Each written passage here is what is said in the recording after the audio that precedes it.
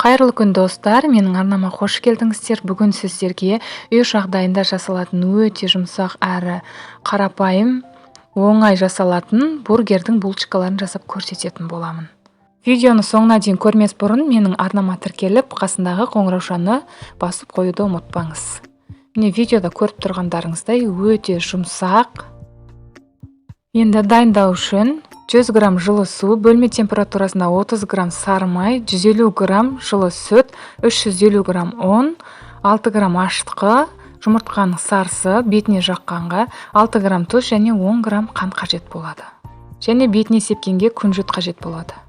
Енді қажетті жылы суды және сүтті, қажетті ашытқыны салып, осылай қасықпен араластырып, бетін пищевой пленкамен 10 минутқа жауып қоямыз.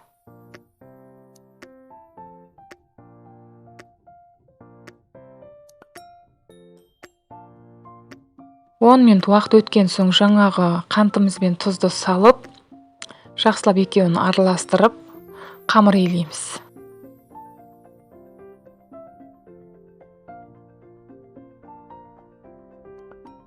Міндетті түрде ұнды електен өткізіп алыңыздар. Бірінші осылай силиконды қасықтың көмегімен қамырды араластырып алдым.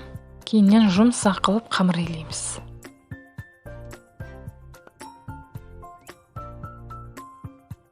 Сармай қосуды ұмытыппын, осылай соңынан қосып жібердім. Қамырды илеп болған соң, бетін жауып, орап қоямыз. 1 сағаттан кейін осылай көтеріледі. Қолымызды кішкене майлап, дәл осылай қамырды жаямыз.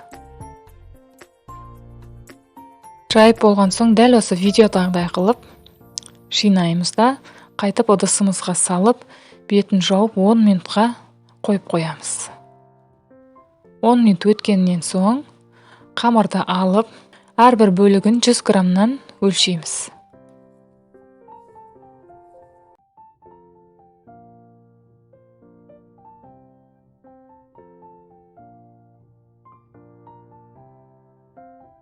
Осынша кішкене зуалалар шықты.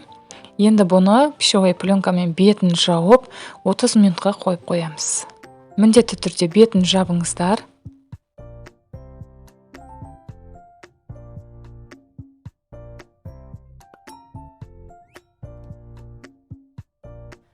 Отыз минут уақыт өткен соң бетін ашып, жұмыртқаның сарысымен 1 ас қасық сүтті араластырып, осылай бетіне жағып шығамыз.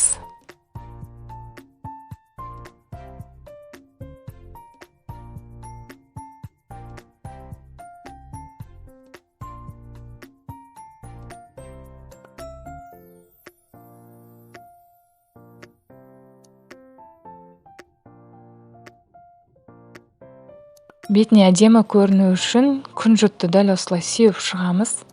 Егерде күнжіт болмаса, бұл маңызды емес. Енді 180 градуста 30 минутта пісіріп алдым. Дәл осындай өте жұмсақ болып шықты. Егерде менің видеом ұнап жатса, сіздер де жасап көріңіздер. Сіздерге де ұнайтынына сенімдімін. Сіздермен болған Айгерім, астарыңыз дәмді болсын.